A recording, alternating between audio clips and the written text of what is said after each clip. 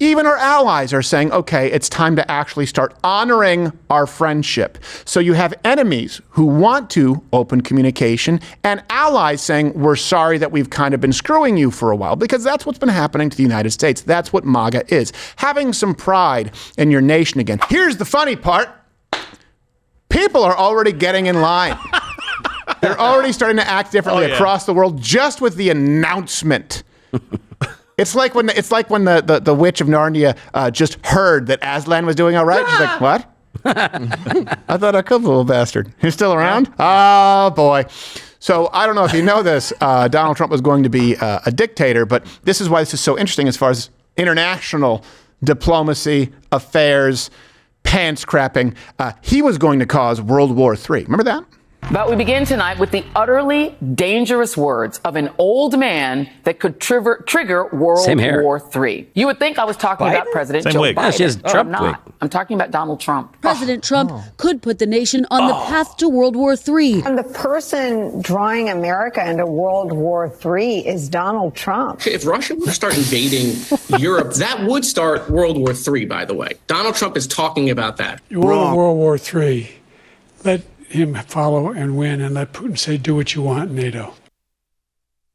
So except for the point that whether it's Russia, whether it's the Middle East, whether it's China, whether it's North Korea, the exact opposite has happened. Basically, the world right now is acting like a bunch of children, and Dad's finally home. Did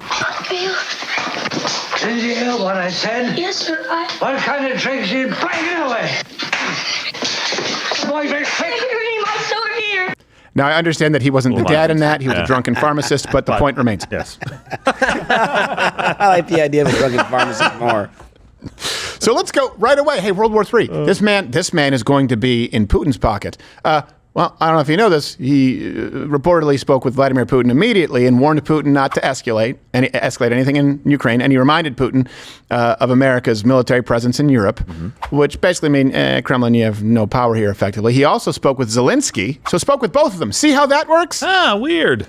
In what was referred to as a good talk, along with Elon Musk, Zelensky then welcomed Trump's victory on X. He said, I appreciate President Trump's commitment to peace through strength approach in global affairs. This is exactly the principle that can practically bring just peace in Ukraine closer. I am hopeful that we will be put into action together. And here's the thing, too, with Russia and Ukraine. What the left was saying when they were saying Donald Trump's going to side with Russia, he's going to abandon Ukraine. What they meant to say is that this is a war that is not going to stop unless some concessions are made on both sides. And that would include Ukraine, despite the hundreds of billions of dollars that we've sent to them. And Donald Trump understands that. Therefore, World War III. That's what they meant to say.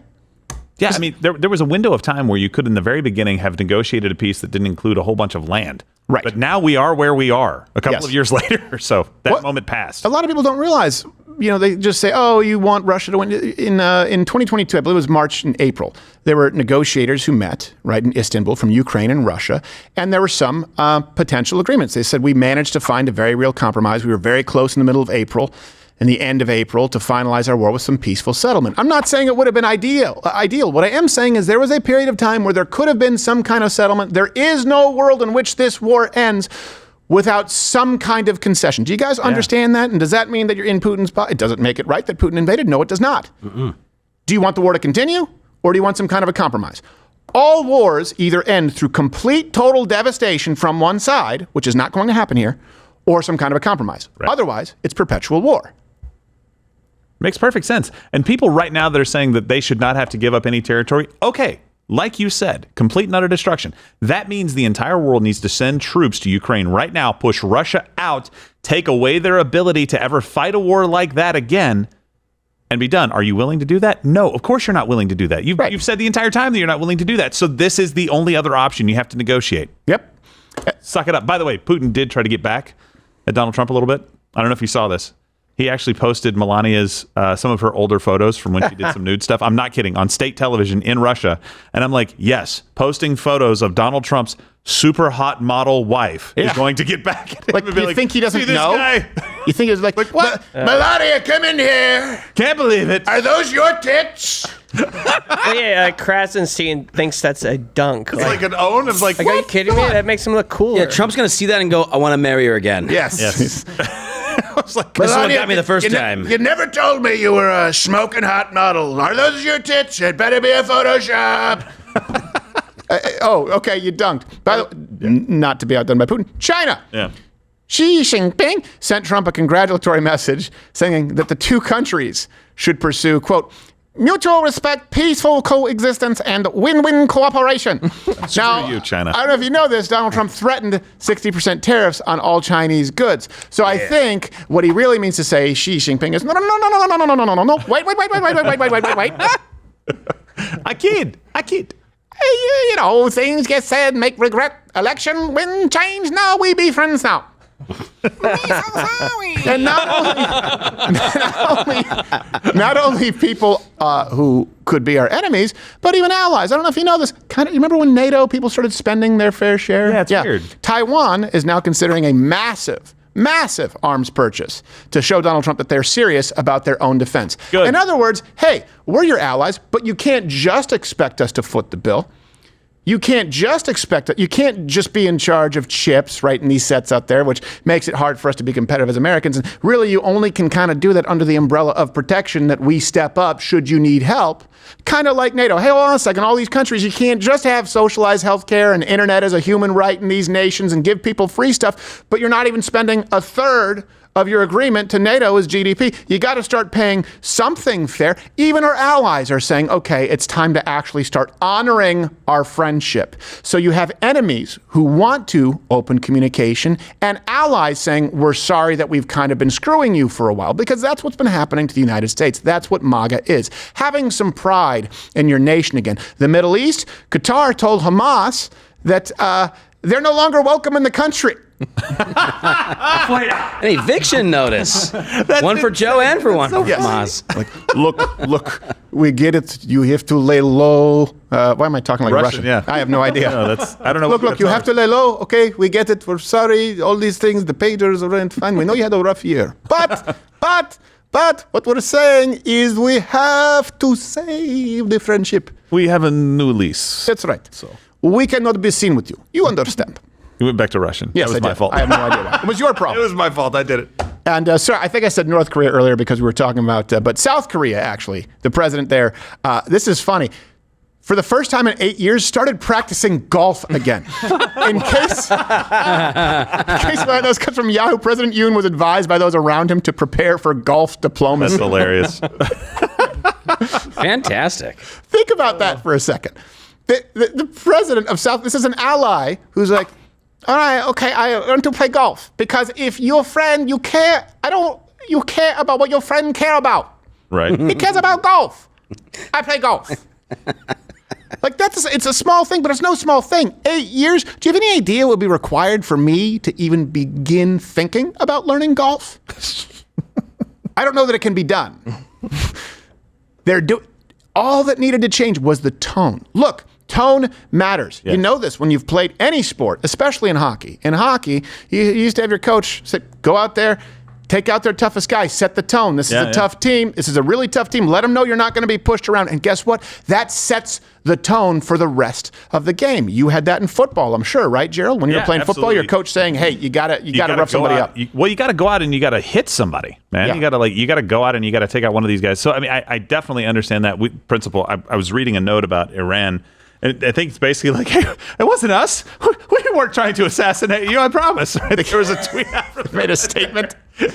That's a thesis. It's a long statement. Yes. I couldn't get through all of it here, but we'll post it up for you guys to read. Maybe we'll do it in Mug Club. But Iran is not after nuclear weapons. I promise. Like, we're going to be good friends. It's like everybody's just like snapping to right now. And we'll compare this to Biden's last 4 years. But obviously, Donald Trump is already busy getting a lot of calls. And you know what? Sometimes you have to find new efficiency protocols when you're finding yourself in a position overloaded with these calls in this instance in order to deal with them. Hello, you've reached President-elect Donald J. Trump. Sorry I missed you. I've been tending to a lot of business. If this is England, I'll call you back. How's July 4th look for you? If this is Lebanon, check your pager. We'll see how it goes. If this is China, send me a TikTok about it. If this is Canada, hang up. P.S. If this is Austin, I still love you. Is anyone seeing my lighter? He still uses the cassette. He does. Answering machine. Well, because then you can go back. You can look at it. You can back. rehear it. You don't have to worry about accidentally deleting. No one leaves voicemails anymore unless it's like a pharmacy or a bank notification. I never get voicemails. That's true. Makes me sad. I've been leaving you voicemails. By the way, I think you might have But forgotten. you've been leaving it as Mr. Walgreens. That's where it's confusing. Well, that's my phone character. So CNN, and I don't know why that. Maybe this makes me a bad person. So obviously they're doing the wreath at Arlington. That's great. I'm fully in support of everybody who's standing there. But I don't. Some there's little joy sparks in me right now that seeing Kamala Harris have to stand there subordinate to Joe Biden and knowing that's as far as she's ever going to get. Yeah. I know I shouldn't be doing that. I'm not going to politicize the Arlington, but I'm just like, too late. That Just did. We didn't politicize Arlington. He's talking about Kamala Harris. I'm seeing her standing there, period. Wherever she is now, I know it's like, Gerald would like to 3 months. would like to wish you all a happy Veterans Day. Yes, he would. I guarantee you that he is hanging that overhead right now. Like, Oh, yeah. sit, stand right next to me. Don't move a muscle. You didn't listen to me last time, bitch. How'd that work out? Especially Would you like to lay the wreath? Oh, no, that's my job. That's my job. I'm president. Yeah. Something you'll never be. Just wait till she has to certify the election. Oh, I That's know, gonna that be day. great. How much you want to bet when she had to walk back into the West Wing, he was sitting on his big presidential chair. Surprise! Still not yours. Trump. he's got a box full of like Vistaprint business cards that say President Harris. He's like, sorry. Throws him in the fireplace. Oh, no. And you see all these changes just taking place as far as the tone. Let's contrast that to Biden for 4 years, the man who wasn't going to start World War III, right? Hundreds of billions of dollars in sanction relief to Iran. We had the October 7th attack from Hamas in contrast to the Abraham Accords. You had the Houthi attacking shipping in the Red Sea. You had Biden approving Nord Stream 2 while canceling the Keystone XL pipeline, increasing our dependence on foreign oil and obviously our dependence on Russia to whatever degree. You had Russia's invasion of Ukraine. You had China expanding in the Western Pacific, including the encircling of Taiwan and ramming ships from the Philippines. Just think about all that. And now we're supposed to believe that Donald Trump would be World War III. Hey, as far as international policy gets or goes, how much worse could it get? Right? In other words, you just fast forward, you just play this out a little bit. All of a sudden, the alliances that no one thought would happen initially, though we predicted it, with China and Russia and America's adversaries feeling emboldened, and Iran entering into the mix. You saw all of the signs that could possibly be displayed, letting you know that America was losing its grip on keeping foreign adversaries in line. And now all of a sudden they want to make some phone calls. It's a good day. You know what? You guys got to celebrate the wins. Absolutely. Work still continues, but you know what? If Trump's getting these calls from these people saying these things, like, show me you mean it. Yeah. You know what? You don't like that? Okay, show me you mean it. Right. You know, the last president didn't say anything other than don't, which never worked, right? God, what a plan. Don't. Okay, fine. Everybody did. That's the problem. Donald Trump should be on the phone like, show me you love me. Right. No. Prove it. Let's Get on go. your knees and tell me you love me. Get on your knees. You got to do better than that. Come on, Putin. You know what? I believe you. But my tariff gun don't. Tariff. He would say it too. Yeah. Tariff. Super tariff. 60, 20, 40. Oh no! I see you're still watching. You've fallen right into my trap to continue watching. If you click this video, if you like this, there's probably more like-minded content right there. You can click or just tune in live weekdays at 10 a.m. Eastern. Or is that just what I want you to? Is that what I want you to think?